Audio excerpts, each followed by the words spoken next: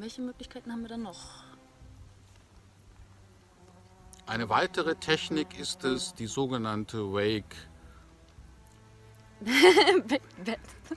Wake back to bed. BBTB bitte. Wake back to bed.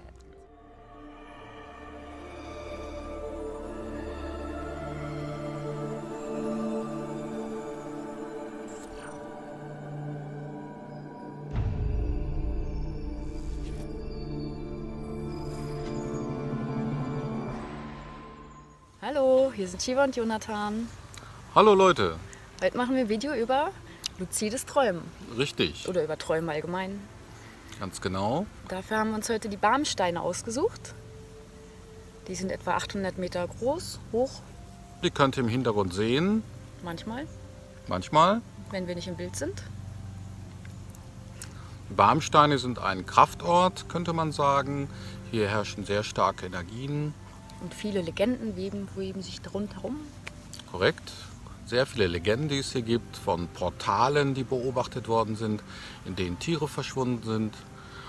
Oder auch seltsame Lichter und Erscheinungen von durchsichtigen Silhouetten.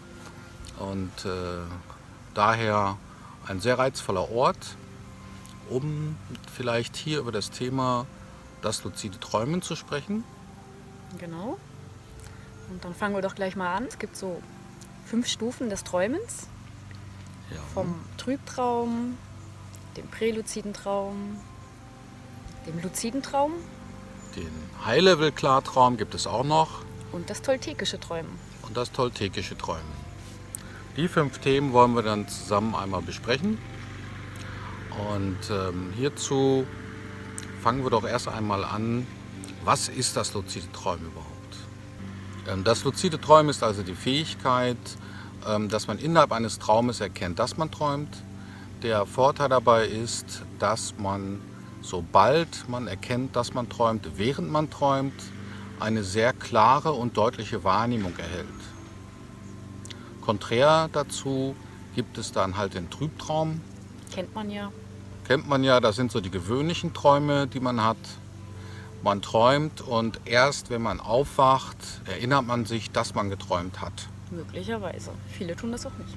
Ganz genau. Viele erinnern sich gar nicht so an ihre Träume oder nur selten. Aber das kann man ja üben. Das kann man üben, richtig. Alles eine Sache des Trainings.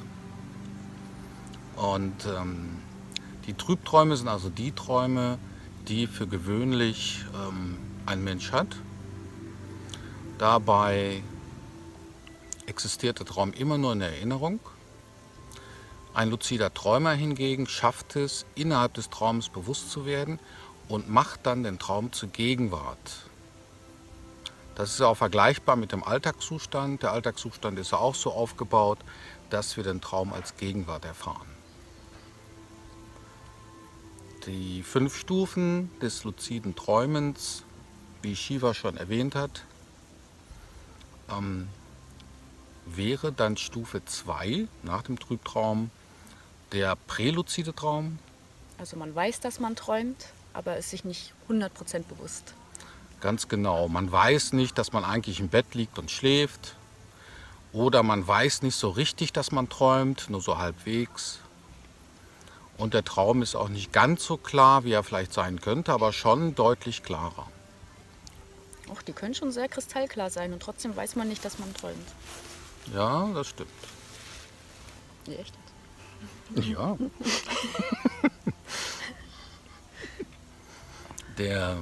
Die 3. Stufe wäre dann der luzide Traum. Im luziden Traum ist man sich dessen bewusst, dass man träumt und eigentlich im Bett liegt und schläft. Und kann sich so seine Wunschrealität erschaffen. Ganz genau. Solche Menschen nennt man Oneironauten oder Cybernauten. Das sind eben jene, die das luzide Träumen benutzen, um richtig Spaß zu haben. Da wird viel geflogen oder man wünscht sich seinen Lieblingspartner herbei, um mit dem vielleicht ein Candlelight-Dinner zu haben und dergleichen. Und das Schöne daran halt ist die Schöpferkraft, die man in solchen Träumen hat. Man kann sich eben einfach alles herbeiwünschen. jede Person, jeden Gegenstand. Man kann an jeden Ort gehen, den man möchte. Und das ist natürlich sehr reizvoll. Man kann aber auch was dabei lernen. Das ist richtig, kann man auch. Man kann zum Beispiel lernen, wie die eigenen Gedanken Realität werden können. Dazu gehört vielleicht der Moment, in dem man vielleicht kurz mal Angst hat oder Bedenken hat, wie in einem präluziden Traum. Da wäre das noch möglich. Und da kann es dann durchaus sein, wenn man Angst vor Werwölfen hat, dass dann sofort einer um die Ecke kommt. Ängste können sich also genauso manifestieren wie Wünsche im Träumen. Und daher ist es ja auch wichtig, dass man vom präluziden Traum hinauf in den luziden Traum kommt. Denn dort braucht man keine Angst mehr haben. Man ist absoluter Schöpfer seiner Umwelt und das hat natürlich zur Folge, dass man keine Ängste mehr haben muss. Die vierte Stufe des luziden Träumens wäre dann halt der High-Level-Klartraum. Da wird der Traum so real, dass er viel qualitativer erscheint als sogar der Alltagszustand. Stellt es euch wie Blu-ray vor, so klar ist er. Ja. Noch klarer eigentlich. Richtig HD Ultra 4K Bildschirm kann man sagen. Und so deutlich und realistisch, dass man den durchaus mit dem Wachzustand verwechseln kann. Naja, also ich finde die Bildqualität ist so viel klarer und gestochen scharf. Da kann die normale Realität nicht so mithalten. Die fünfte Stufe ist das toltekische Träumen. Und da nimmt man seinen physischen Körper mit in den Traum. Korrekt. Das heißt, man löst sich tatsächlich in der physischen Realität auf, könnte man sagen, und begibt sich sozusagen auf die Traumseite der Realität. Ist das dann wie Teleportieren? Ja, teleportieren dürfte dann auch möglich sein, weil man kann ja dann auf die Traumrealität wechseln mit dem physischen Körper, verschwindet von der physischen Realität, geht vielleicht 100 Meter weiter und taucht dann wieder auf. Das wäre zum Beispiel ein kurzer Teleportationsvorgang. Du wechselst dann eigentlich von der physischen Realität auf die linke Seite. Ja, genau. Mit deinem Körper. Ja, So wie der Castaneda. ja, ganz genau. Ja, aber dann bist du nicht mehr in dieser Realität. Nicht mehr. Dann ist das ja nicht Teleportation an sich, weil Teleportieren wäre ja in dieser Realität von einem Ort nach da drüben. Langsam wird es frisch. Ja, das Ja. stimmt. Aber in einer alternativen Realität ist wahrscheinlich noch nicht so frisch. Das ist richtig. Da könnte es jetzt noch etwas wärmer sein. Warum suchen wir uns immer die alternative Realität aus, in der es so frisch ist? Ich weiß es nicht. Ich weiß es wirklich nicht. Nun gut, alternative Realitäten sind eigentlich Realitäten, die Neben uns existieren praktisch. ganz genau eigentlich beinhalten alternative Realitäten verworfene Entscheidungen im Leben. Das bedeutet, das Unterbewusstsein trifft nicht den Unterschied, den wir treffen, nämlich wenn wir vor einer wichtigen Entscheidung stehen und auf unserem Weg nach links oder rechts gehen wollen und noch nicht sicher sind und uns irgendwann entscheiden, vielleicht gehen wir rechts herum. Das Unterbewusstsein aber betrachtet beide Wege als gleich existent und hält auch beide Wege fest, könnte man sagen. Stell dir vor, du hast die Idee, du möchtest umziehen. Ziehe ich jetzt nach Heidelberg oder an den Untersberg? Und du weißt es nicht. Du ziehst an den Untersberg, aber eine alternative Version zieht dann eben nach Heidelberg. Ganz genau. Und Die so, Realität existiert dann weiter, eben neben deiner, wo du am Untersberg wohnst. Okay, das sind aber jetzt sehr ferne Realitäten. Es gibt auch genau hier andere Realitäten, wo auch Shiva und Jonathan sitzen, vielleicht 3 Meter weiter links. genau so minutiöse alternative Realitäten, die sich nur geringfügig unterscheiden. Weil man hat ja vielleicht überlegt, links oder rechts vom Weg sich hinzusetzen und ein Video zu machen. Somit existieren jetzt hier gleichzeitig 2 Jonathane und 2 Shivas. Einer auf der linken Seite des Weges und einmal auf der rechten Seite des Weges. Und das kann man auch in Träumen gut beobachten. Letztens hatte ich zum Beispiel sehr viele alternative Realitäten direkt neben meiner, sicherlich 3 oder 4, die alle etwa das Gleiche gemacht haben, aber nicht ganz. Näher möchte ich darauf jetzt nicht eingehen, was die gemacht haben. Aber sie haben etwa alle das Gleiche gemacht. Sie lagen, ich habe gesehen, dass ich geschlafen habe. Die Alternativen selbst haben auch geschlafen. Irgendwann sind wir aufgewacht und es war so real, dass ich dachte, ich wäre wirklich wach. Und ja. Mhm. Ganz genau. Also alternative Realitäten können weit auseinander liegen oder auch sehr nah beieinander. Und in Trübträumen hast du ja oft, dass du dich selbst siehst im Traum und irgendwas erlebst, aber eigentlich bist es nicht so du, sondern eine alternative Realität. Nur dein Bewusstsein verlagert sich eben in das Selbst dieser Realität. Ja, wir docken also in der Nacht an diese alternativen Realitäten an und erleben dann die Realität des alternativen Selbstes mit. Auf diese Weise entsteht ein riesiges Netzwerk an Realitäten, die nah beieinander liegen oder auch nicht. Und über die Träume besuchen wir diese Realitäten und können dann Einblicke gewinnen, wie bestimmte Entscheidungen anders verlaufen sind und was daraus geworden ist. So, jetzt werden wir euch ein wenig über Traumtechniken erzählen, wie ihr die Erinnerung an eure Träume steigern könnt. Denn viele von euch erinnern sich ja kaum und wachen morgens auf und denken, was habe ich denn geträumt? Schade. Die Traumerinnerung zu steigern ist gar nicht so schwierig. Erst einmal braucht man natürlich den Wunsch bzw. den Willen dazu.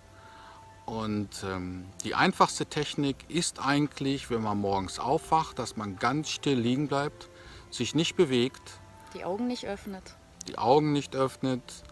Und erst einmal sich fragt, was ist gerade geschehen, was habe ich gerade gemacht, was habe ich geträumt. Und auf diese Weise können schon die ersten Traumbilder hereinkommen. Und sobald man einen Zugang hat zu einer Traumerinnerung, es kann auch einfach nur ein Bild sein, dann reicht das oft schon aus, dass man sich erinnert, was man gerade geträumt hat. Eine weitere Möglichkeit ist, wenn ihr euch abends ins Bett legt, dass ihr euch suggeriert, was ihr gerne träumen möchtet. Und vor allem, dass ihr euch suggeriert, ich erinnere mich morgen früh an meinen Traum. Eine weitere Technik ist die WBTB-Technik. Das bedeutet Wake and Back to Bed. Das heißt eigentlich, legt ihr euch abends ins Bett, schlaft 3 bis 4 Stunden vor, stellt euch den Wecker, steht auf, seid eine halbe Stunde wach und legt euch wieder hin. Das in kurz. Dadurch hat der Körper schon 2, vielleicht sogar 3 Schlafphasen durchgemacht. Also optimal wäre es, wenn ihr am Ende oder in der Mitte der letzten Schlafphase aufwacht, also während der REM-Phase, weil wenn ihr da wieder einsteigt, wenn ihr ins Bett geht, ihr praktisch direkt ins luzide Träumen kommen könnt. Richtig, weil der Körper hat ja dann schon 2, 3 Schlafphasen vorgeschlafen und dadurch geht ihr nach der Schlafunterbrechung von 30 Minuten viel wacher und aufmerksam in das Träumen hinein. Der Vorteil ist offensichtlich, denn dadurch, dass ihr viel aufmerksamer in die nächste Schlafphase geht, könnt ihr auch wesentlich besser eure Träume erinnern. Sehr hilfreich sind dann auch vielleicht sogenannte Memory Booster.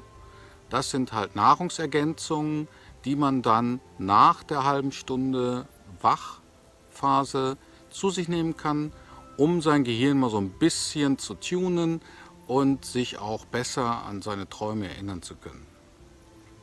Das wären zum Beispiel Cholin. Genau, Cholin oder Cholinbutratrat. L-Theanin. L-Theanin. L-Tryptophan. Tryptophan. Huperzin A. Huperzin A. Diese Nahrungsergänzungen helfen euch dabei, euch besser zu erinnern.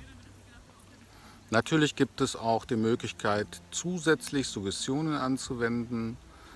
Immer zu sagen, ich erinnere mich an all meine Träume. Oder sobald ich träume, erkenne ich, dass ich träume. Und das macht ihr so lange, bis ihr eingeschlafen seid. Muss der letzte Gedanke sein, mit dem ihr einschlaft. Und mit dieser Hilfe der Nahrungsergänzung, ihr könnt natürlich auch ohne Nahrungsergänzung arbeiten, das wird auch funktionieren, aber schnellere Erfolge habt ihr eben mit diesen Nahrungsergänzungen. Und L-Theanin ist auch noch sehr gut für den hypnagogen Zustand. Das ist ein Zustand im höheren Bewusstsein mit vielen Erkenntnissen. Probiert's mal aus. Ja, L-Theanin unterstützt also den Alpha-Wellenbereich zwischen Wachen und Schlafen und das hilft euch dabei, sogar in manchen Fällen direkt in einen Traum einzusteigen, mit eurem Bewusstsein darüber, dass ihr träumt. So, wir haben euch jetzt einen kleinen Einblick gegeben über das große Feld, was Träume betrifft. Da gibt es natürlich noch so viel mehr, so viel detaillierter. Man kann noch viel mehr über das Thema luzides Träumen erzählen und jetzt habt ihr einen kleinen Einblick bekommen. Wir freuen uns, dass ihr zugeschaut habt und bis bald und alles Gute, viel Erfolg. Tschüss. Ciao.